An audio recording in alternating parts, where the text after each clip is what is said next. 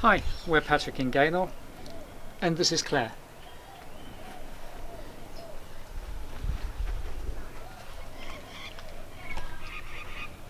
And that's Bella.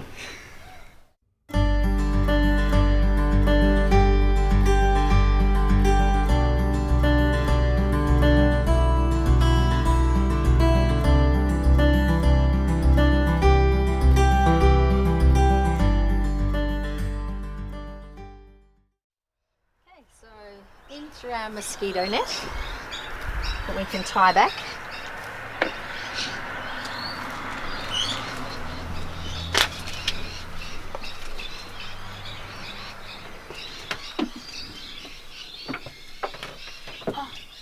Okay, so the first bits, the electrics. We have 3 different lights at the front, including ones underneath the cupboards there. And then the 4th switch, that's our water, which I'll explain later. This is Bella up on our bed. So our bed goes across the van. We're not particularly tall, so we do fit laying across the bed like this. And it's also good that we can totally sit up as well. So some of our storage, this cupboard here at the end of the bed, I'm a tragic Leonard Cohen fan, and Patrick's a fantastic artist, so there's a scratchboard of Leonard Cohen, and one of his famous songs is Bird on a Wire. So opening the cupboards, we plan to probably have clothing in there, 1 cupboard each for Patrick and myself. There. The other end of the bed, a bookcase, or for bookcase, you know, books, diaries, things like that. So we've got lights that were directional for reading in bed. Both sides there. We've also got some mood lighting under here, which at the moment is set on pink. So when we have all the other lights on, that's just a really lovely romantic glow. We can change it to different colours.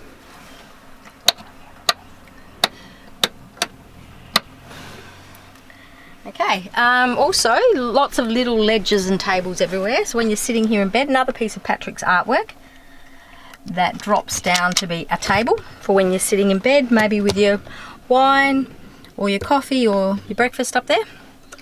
Folds back away nicely. Similarly for my side of the bed, ledges along here, same thing, drinks, or put your glasses, your phone, your book, anything down there temporarily.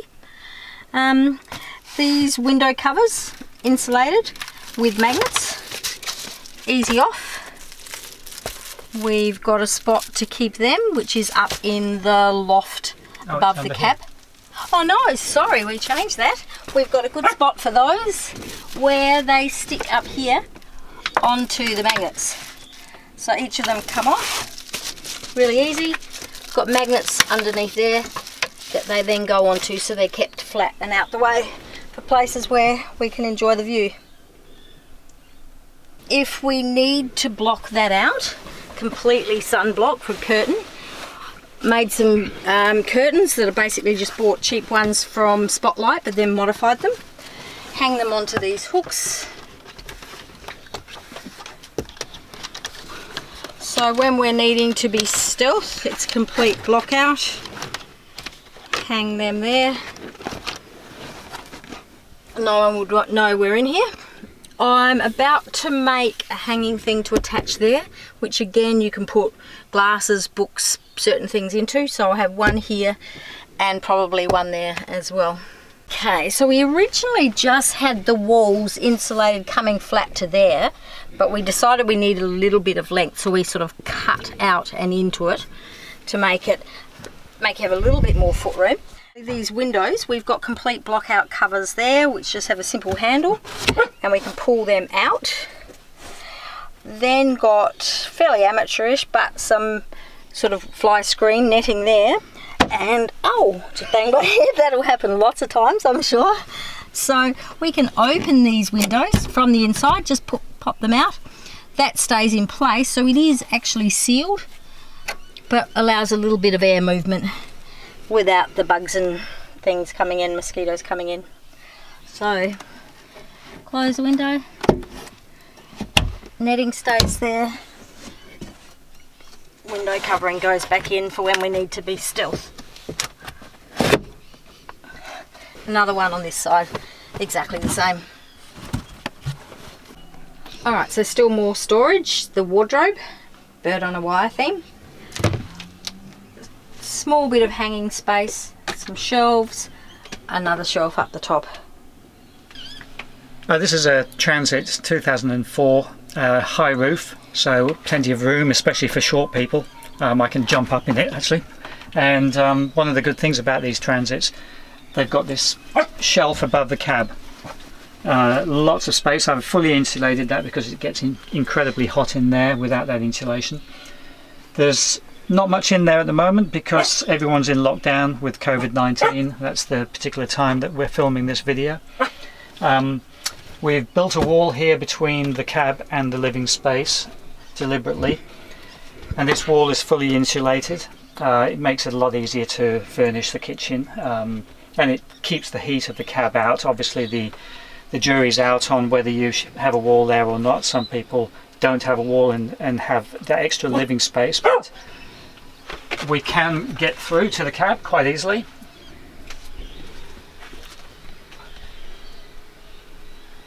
And I like dual purpose things, so one of my pieces of art with my African history, some ostrich and some meerkats, but with an insulated back, so that just becomes a plug there. Not a plug for my art, a plug in there. Well, it's a bit of both. A bit of both. I like my cooking, so it was pretty important to have a fairly decent kitchen, so I'm pretty impressed with the amount of bench space that we've got. A small sink, but hopefully with trying to save water, that will be adequate. Our tap has a nozzle that comes out, so, and it swivels, so at a pinch we could use it to wash my hair out there. It comes back. So like I said, a fair bit of bench space. This cooker, which is connected to the gas, which Patrick will explain later, so it has 4 burners, and it also has a mini grill underneath.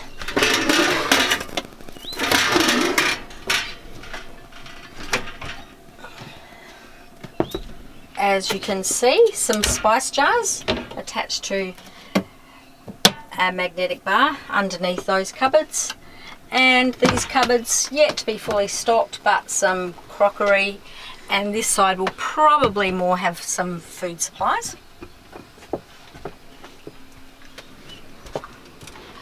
A fair bit of storage with tins, our coffee maker, an espresso.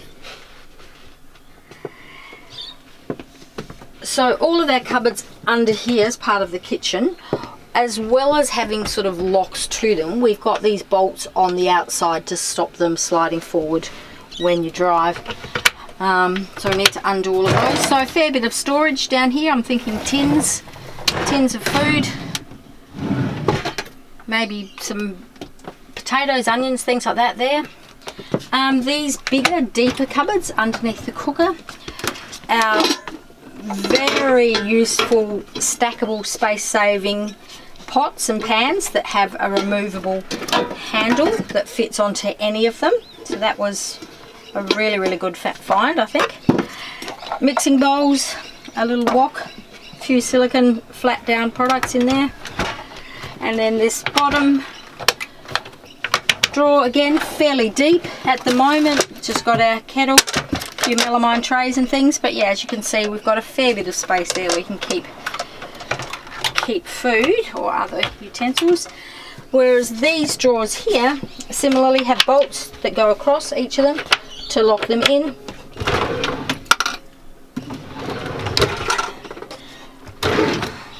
So just a spot here to pull them out to save having too many handles in the way, thinking that this is a bit of a thoroughfare. So different depth drawers there, yet to be determined exactly what's in each of them. But as you can see, I think we've got a fair bit of sort of kitchen cupboard space. Finished with our fridge, which is just a tiny Dometic fridge underneath the bed there. But again, hoping that it will be big enough. So fridge, freezer as well, or you can take that section out and just have it all as fridge. So yeah, we've managed to fit a fair bit in there. But as you can see, it is fairly small, but it's nice that it tucks in there underneath the bed. And to tie the kitchen in, these stick-on tiles that were quite easy to put on, but I think kind of just makes it look fairly kitcheny all the way around the benches and also down here. Apologies for the noise in the background. There's birds tweeting, which is fabulous noise. Sometimes there's a whippersnapper. Everyone's in lockdown, so everyone's at home doing different things. Our water system, very simple. Take away the yoga mat, lift these, see? And we've actually got 3 identical 20-litre tubs here. One is in the garage under the bed, and that's for fresh water. When this one's run out, I just take the pipe out, put it in the other one. Pumps there on the wall, and this one is the grey water. It's different, so we'll never confuse that. Obviously we don't want to drink from that one.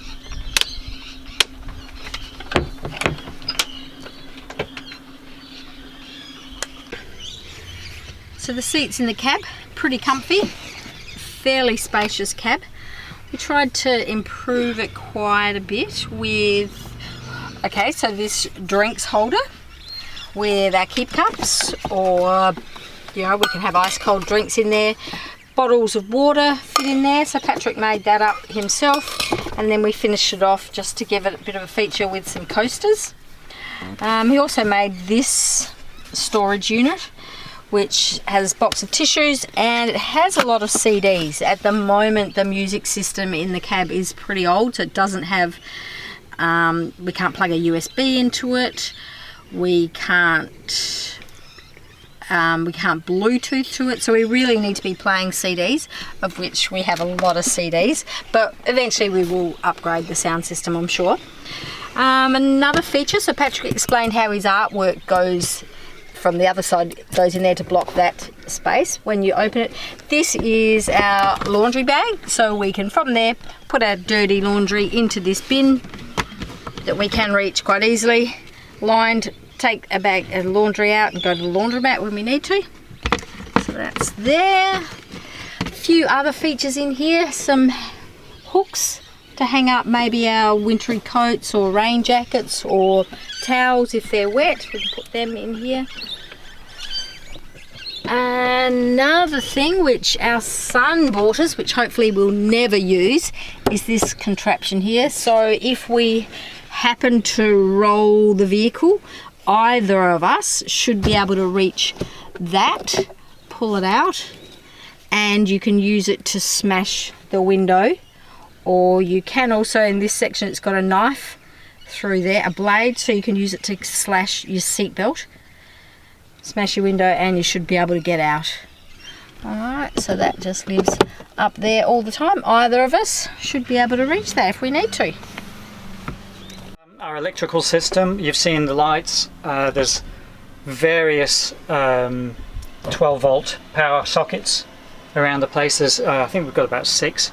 And if you plug the adapters in, obviously you can double that. We've got household power, that's from a 2000 watt inverter with a 4000 peak for when things start up, but we never even come close to using all of that. If I pull this out of the way, I can get to everything in there. There's the charge controller, it's a 40 amp MPPT charge controller. Behind there I've got all sorts of kill switches and fuses and whatever else, but which you can get to from this side. But if we take 4 slats out of the bed, you can get to the batteries and all the other equipment. The batteries, they're 2 120 amp hour AGMs, and that's all supplied with 300 watts of solar panel on the roof, and we can also charge from the van battery if we have to, but we've never had to. We've actually got way more power than we really need.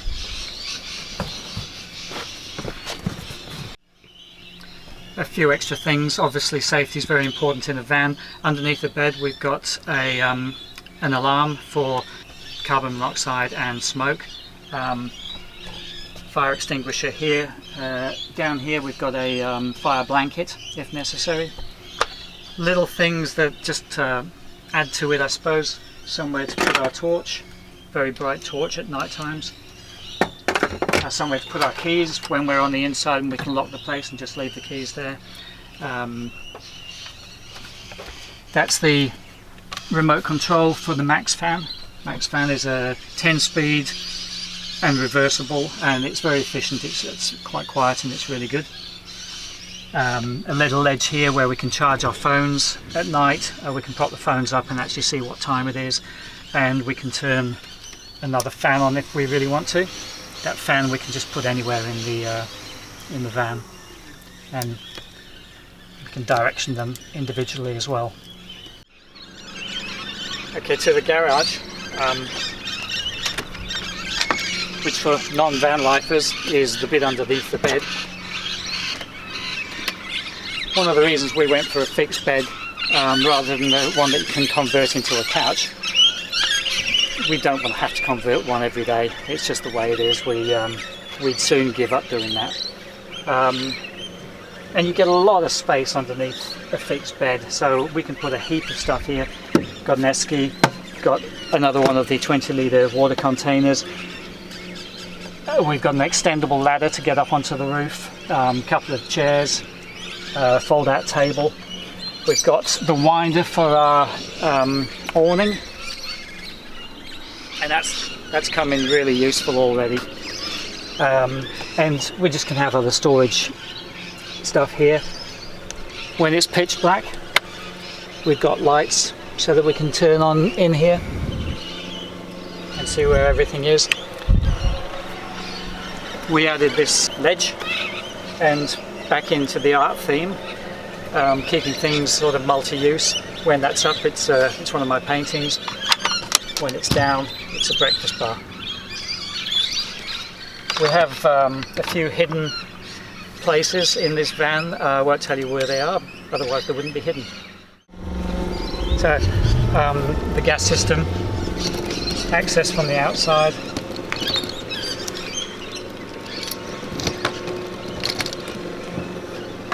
I don't know which way the key goes in. However, fully compliant. We've got certificates of compliance for this, and that's really important, especially in Australia where the rules are really quite strict. And this was an awkward spot to do carpentry wise on the inside, so we've actually managed to use a bit of a dead spot for the van, which is accessed from the outside. It's made it much easier. It's got room for 2 bottles. We may put a second one there, which will be a spare, and then we may use that for a shower hanging off the back doors one day. One of the things about compliance with the gas system, you need cross ventilation, and your gas company will do this for you, but basically we've got a vent here, and then there's another vent. They'll quite often want to put it on the roof. We didn't want it on the roof, but they put it up there on the back door, and so when Gaynor makes the pocket system there, we're going to have to make certain that that vent isn't covered. Like the entire van, it's a complete self-build, including the table, homemade items from your hardware store.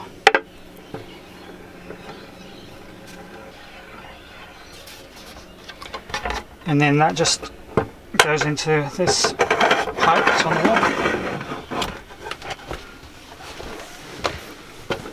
There's our breakfast table, my art space, and another seat that just slides out here. And being small people, we don't have any problems fitting in here. This chair that I'm sitting on, Gaynor's done a great job upholstering it. It's multi-purpose, so if you look at this, it says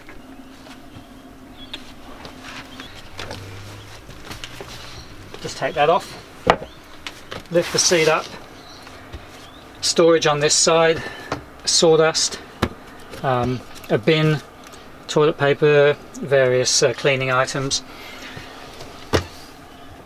Lift that up and we can sit on the toilet seat. The main thing to get rid of any smells is that you separate solids from liquids. So urine diverted there, urine goes into a container here, solids go into that. I don't like using plastic, so you can get these corn bags, and to be quite honest, we can use this 3 or 4 times each before we throw it away. And we have a fan and a pipe that we just turn the fan on, and the initial smells might just get expelled to the outside, and after about 10 minutes turn it off, can't smell a thing, and no one would know that you're sitting on the toilet. So, hope you enjoyed the van tour. We've certainly enjoyed building it. It's been a 6-month labour of love. Can't wait to go away in it though. Well, we've been away a few times, but we want to get into this full time. Go right round Australia, up through the middle, anywhere a 2-wheel drive will take us, and perhaps maybe a few places a 2-wheel drive shouldn't take us. Cheers.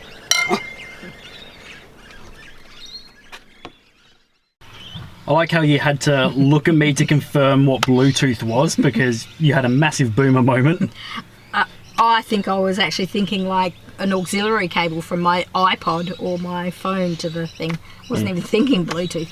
Yeah, and you had also forgotten what that was. Exactly, had no idea. Sorry, Blue. If you enjoyed the van tour, hit subscribe and press that notification bell. Thanks.